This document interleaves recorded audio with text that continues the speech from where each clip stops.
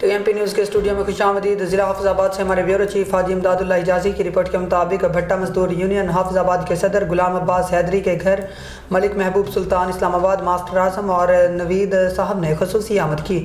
اس موقع پر مزدوروں کی فلاح، انسانیت کی خدمت اور برادری کے اتحاد پر تفصیلی گفتگو ہوئی۔ مہمانوں نے غلام عباس حیدری کی مزدور طبقے کے لیے خدمات کو خراج تحسین پیش کیا اور کہا کہ مزدوروں کی محنت معاشرے کی بنیاد ہے، اس لیے ان کی فلاح و بہبود کو اولین ترجیح دینا وقت کی ضرورت ہے۔ ملاقات میں اس بات پر زور دیا گیا کہ خدمت انسانیت اور مزدوروں کے مسائل کے حل کے لیے اجتماعی کوششیں کی جائیں تاکہ معاشرے میں انصاف اور خوشحالی کو فروغ ملے۔